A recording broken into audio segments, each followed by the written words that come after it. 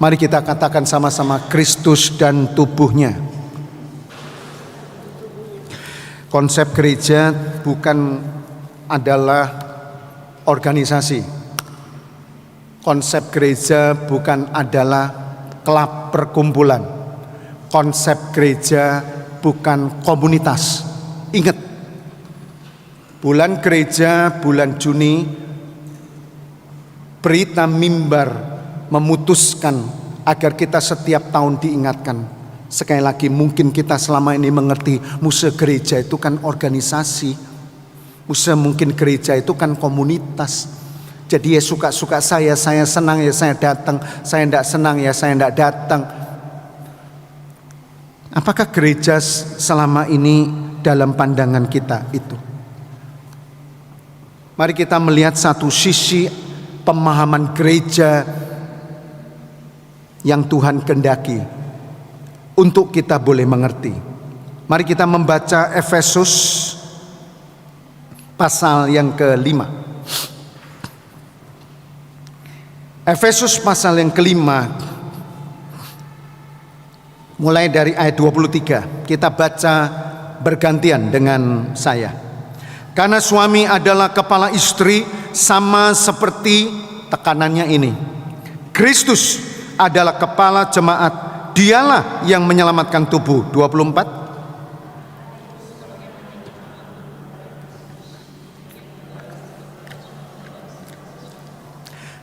Hai suami, kasihlah istrimu, tekanannya ini, sebagaimana Kristus telah mengasihi jemaat dan telah menyerahkan dirinya baginya. 26.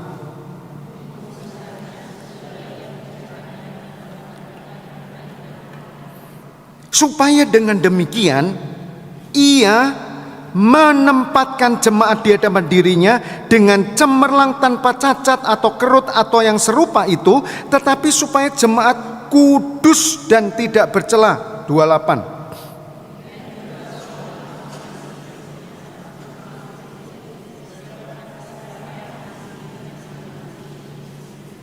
Sebab tidak pernah orang membenci tubuhnya sendiri, tetapi mengasuhnya dan merawatnya sama seperti Kristus terhadap jemaat. 30. Karena kita adalah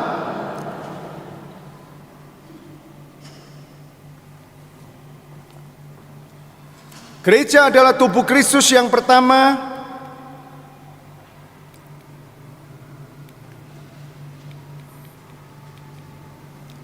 Mari kita baca sama-sama. Kristus mengasihi untuk apa? Konteks daripada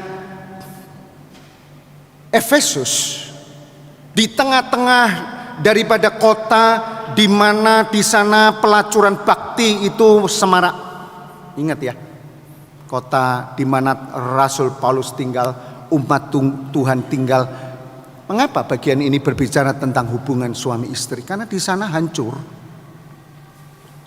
Tetapi tidak serta-merta Rasul Paulus itu menjelaskan tentang suami istri, karena dia tahu tidak ada sebuah pernikahan yang sempurna. Dia tahu, apalagi konteks daripada Efesus, bagaimana mereka memuja Dewi Artemis, itu budaya 1000 payudara untuk menunjukkan bahwa kehidupan kesuburanmu wanita dan pria tergantung dari Dewi itu, sehingga terjadi pernikahan yang kacau. Yang diinginkan adalah yaitu kesenangan dirinya sendiri dan sebagainya.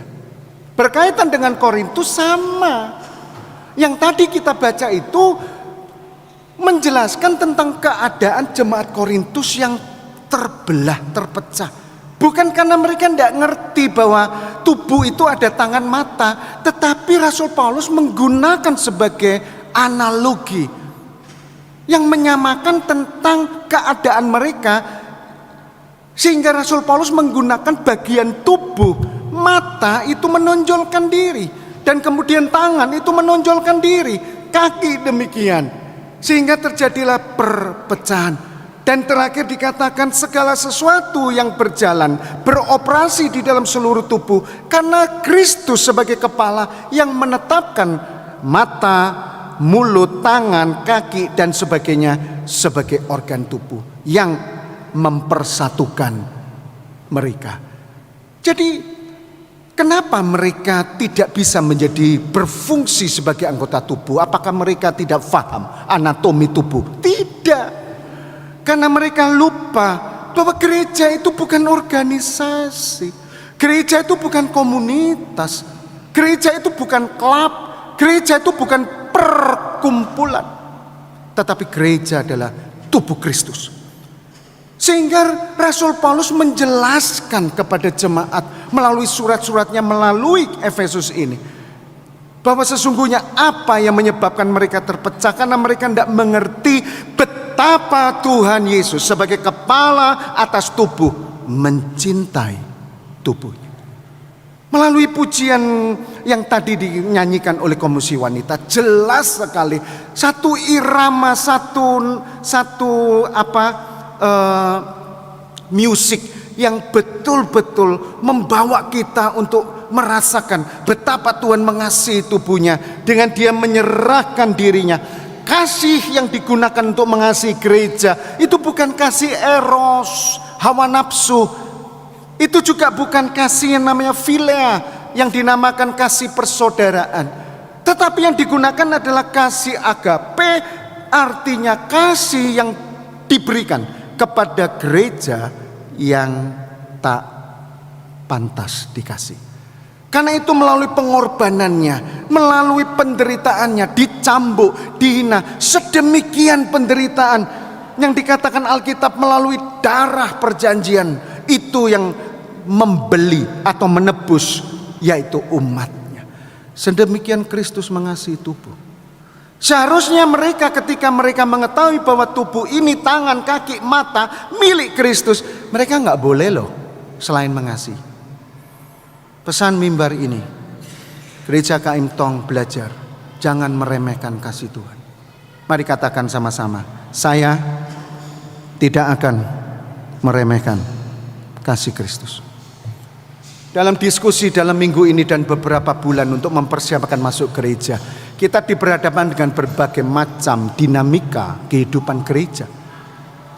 Menjadi satu kesimpulan bahwa hanya orang-orang yang menyadari kasih Kristus, pengorbanannya untuk menyelamatkan dirinya sebagai salah satu bagian dari tubuh Kristus, dia tidak akan pernah menyakiti tubuh yang lain. Dia tidak akan pernah untuk melukai tubuh yang lain. Tidak pernah. Saudara, apa yang menyebabkan kita tidak mengasihi? Karena kita kurang mengasihi. Pernikahan, kontrak, harta, pisah. Maaf, sekali lagi saya tidak mengungkit masalah saudara. Tapi dalam pelayanan saya tidak akan pernah mengkonseling pernikahan dengan harta terpisah. Itu kawin kontrak. Selama ada harta, go ahead. Harta habis, go away. Cemeyang. Tidak mungkin seperti itu.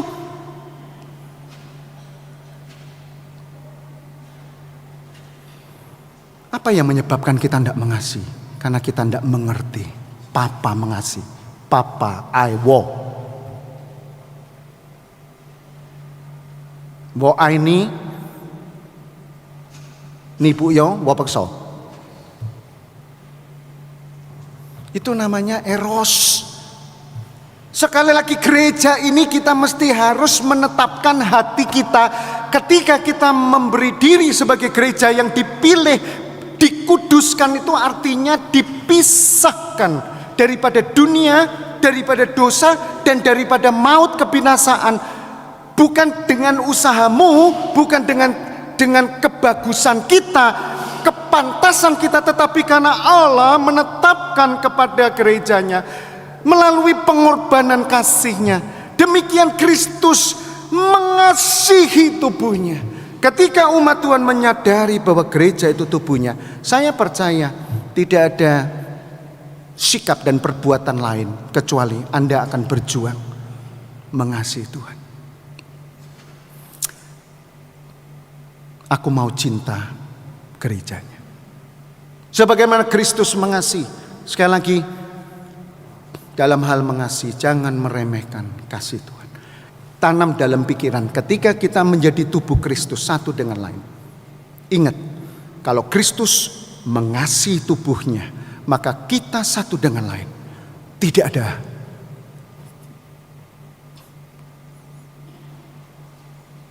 tindakan dan perbuatan di dalam gereja selain mengasihi dan mengkuduskan. Jangan main-main dengan kekudusan Tuhan. Firman Tuhan mengatakan, kejarlah kekudusan. Dan hendaklah seluruh hidupmu, bukan sebagian, seluruh hidupmu kudus di hadapan Tuhan. Sekali lagi, berbicara kekudusan bukan karena kita ini layak, kita ini sudah bersih. Tidak, justru Tuhan melalui pengorbanan memisahkan saudara. Saudara harus pertahankan. Jangan meremehkan kekudusan yang sudah Tuhan buat. Sekali Yesus tetap Yesus. Ada lagunya toh, tapi jangan sampai lagu aja. Sekali kudus tetap kudus. Sekali berubah selamanya tetap berubah. Saudara tidak boleh kembali lagi. Sekali jadi anak Tuhan, tetap menjadi anak Tuhan. Saudara jangan main-main dengan kekudusan. Nanti aja, masih ada hari. Kenaikan Tuhan tidak ke gereja tidak apa-apa. Besok aja Natal. Natal ditunda, datang Paskah. Paskah ditunda, datang kenaikan. Kenaikan ditunda, akhirnya terlambat. Aku tidak mengenal engkau. Saudara hati-hati. Demikian Kristus mengasihi tubuhnya, mengkuduskan tubuhnya. Demikian hendaklah kita sebagai gereja. Mari kita tetap hidup di dalam kasih-Nya dan tetap kita menjaga hidup kita tetap kudus. Dalam perjuangan di dunia tidak mudah untuk menjaga kekudusan. Sekali lagi, ingat, bukan kamu yang mengasihi Tuhan, tapi Tuhan yang mengasihi kamu lebih dahulu. Karena itu, pakailah kasih Tuhan, kesadaran bahwa aku dikasih, maka kamu akan mengasihi. Demikian hendaklah suami dan istri, supaya suami mengasihi istrinya. Sekali lagi, maksud daripada rahasia ini dikatakan Paulus bukan tentang suami istri, tapi tentang Kristus dan jemaat. Sekaligus Musa minta maaf kepada saudara-saudara. Kalau Musa selama ini kurang mengasihi saudara. Kalau Musa mungkin kurang untuk berkorban bagi saudara. Tapi saya berdoa supaya Tuhan memberi kesempatan untuk saya belajar mengasihi. Belajar juga untuk tetap kudus sebagai hamba Tuhan. Minta maaf kalau Musa selama pelayanan ini dipandang Musa bukan hamba, tapi bos. Minta maaf. Minta maaf kalau Musa selama ini bukan melayani, tapi dilayani. Musa berdoa supaya Tuhan memberi kesempatan untuk Musa menjadi kudus dan terus mengasihi gerejanya. Demikian saya mohon supaya jemaat di semester yang kedua ini, bulan Juni memasuki Desember, mari kita gunakan untuk mengasihi dan hiduplah di dalam kekudusan sebagai anak Tuhan. Next, yang kedua, gereja disebut tubuh Kristus karena apa? Karena Kristus itu yang menyucikan tubuhnya, memandikan dengan air dan firman. Artinya bahwa Kristus menginginkan supaya gerejanya itu didapati di depan Dia itu cemerlang dan tidak bercela. Sekali lagi, gereja kita semua harus mengingat, selain Tuhan mengasihi kita dan memisahkan kita daripada dunia dan kebinasaan, tetapi Tuhan mau kita di dunia ini kita tetap dikatakan bersih. Apa bedanya mengkuduskan dan menyucikan? Kalau menguduskan memisahkan, tapi kalau menyucikan itu membersihkan. Gambaran ini adalah merupakan gambaran ya seperti seorang ibu yang menginginkan anak-anaknya itu bersih. Ya, seorang ibu yang menginginkan anak-anaknya itu harum. Seorang ibu yang menginginkan anak-anaknya itu terdidik dan terasuh. Sekali lagi firman berbicara tentang didikan.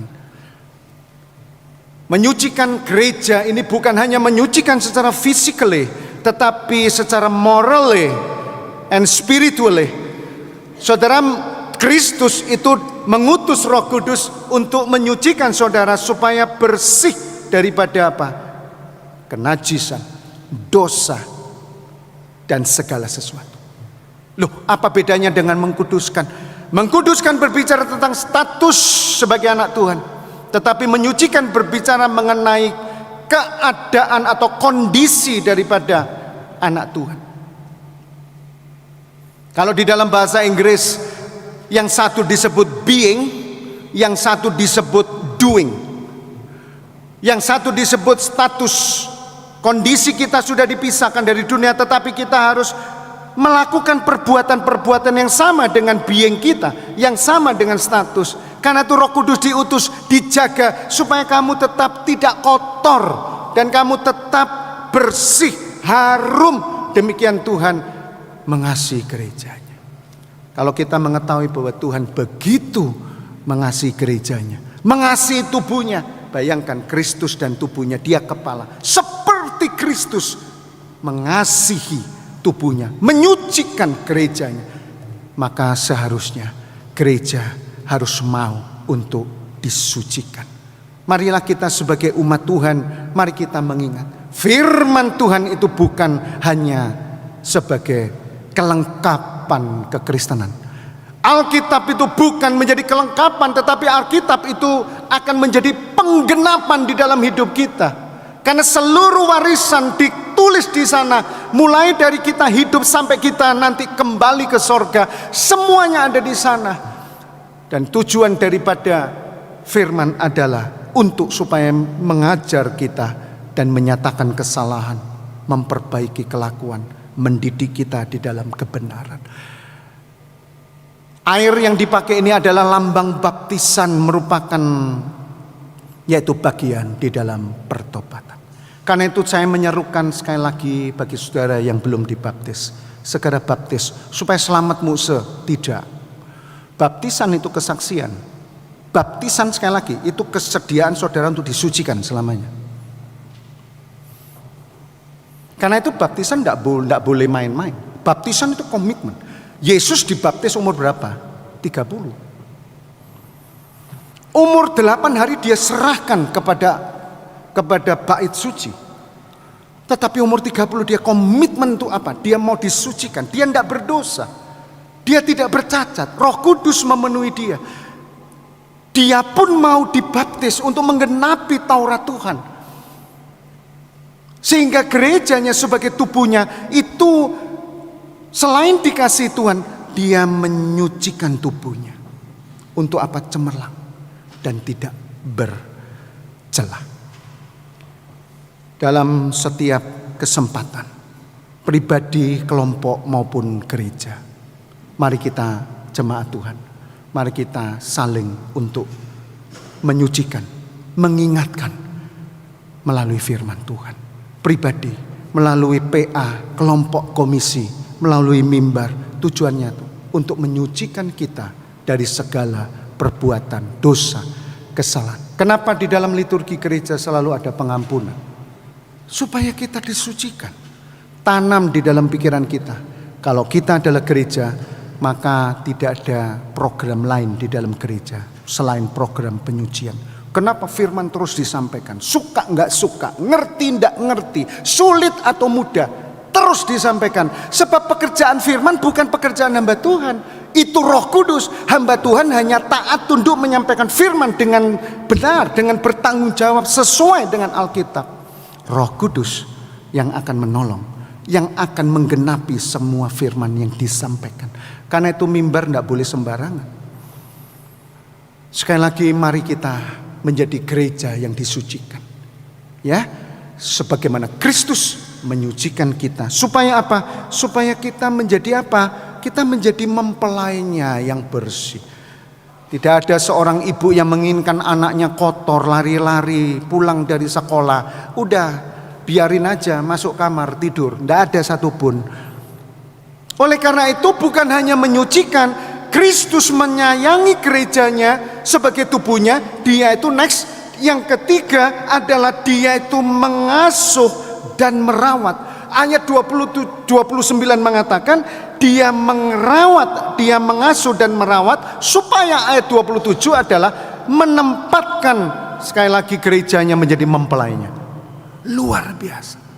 Mengapa Korintus itu bertengkar pecah? Mengapa Korintus itu saling melukai anggota tubuh satu dengan lain? Karena mereka tidak ngerti, karena mereka hanya mengartikan bahwa gereja adalah organisasi, pantesan sikut sana sikut sini dan merebut kekuasaan. Itu gereja organisasi. Tetapi gereja tubuh Kristus tidak ada itu. Loh tuh Musa, tapi kan ada rapat. Itu dorongan hati untuk benar,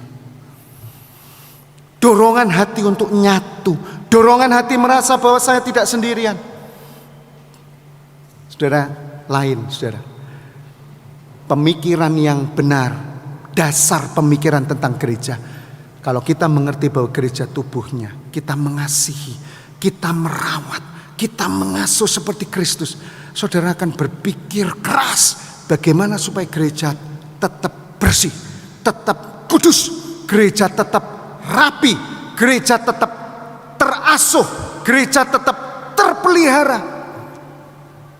Kebutuhan-kebutuhan materi, kebutuhan spiritual, kebutuhan emosinya terpenuhi di gereja ini. Setiap orang, makanya Moses menolong gereja ini untuk memperbaiki sedikit demi sedikit ibadah, supaya orang kalau datang tuh dijamah.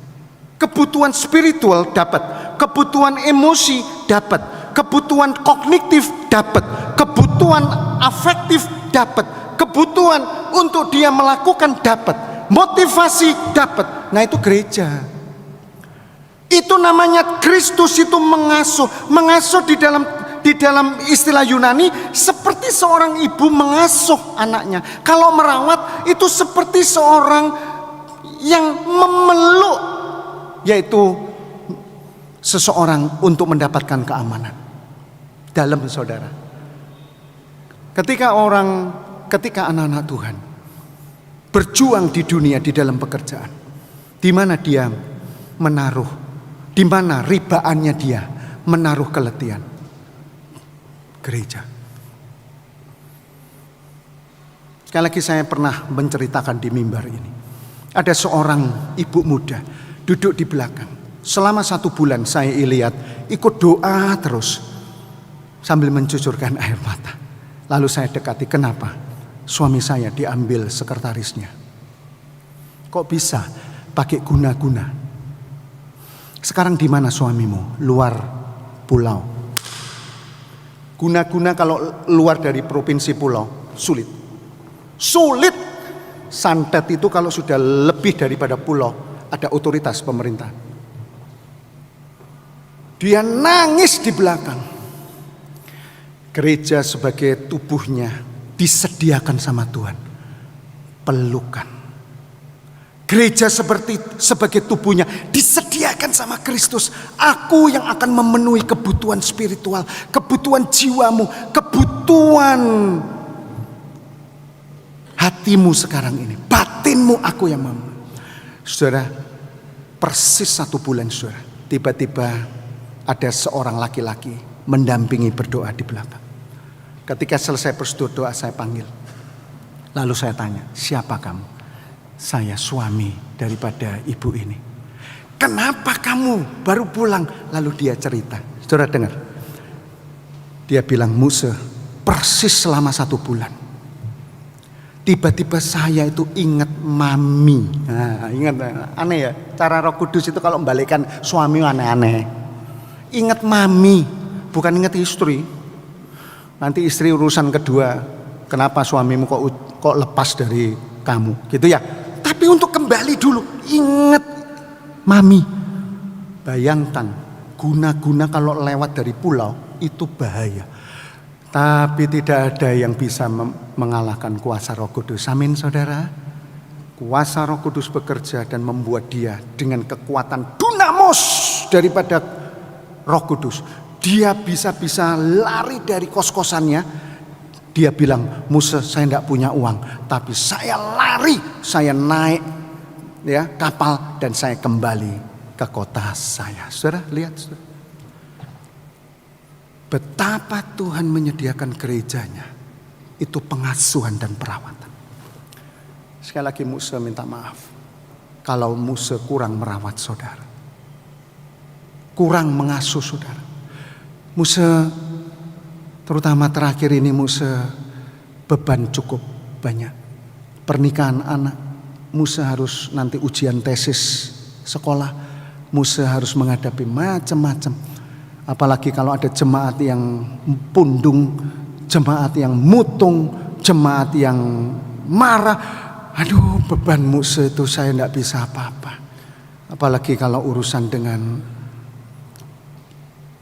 macam-macam hal rohani. Maaf, Musa harus mengambil waktu untuk Musa menyelesaikan.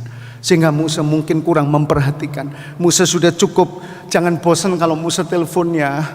Karena Musa itu tahu tubuh Kristus itu disayang. Kristus suka diperhatikan, suka diasuh, dikasih makan, dicukupi spiritual, emosi, sosial, relasi.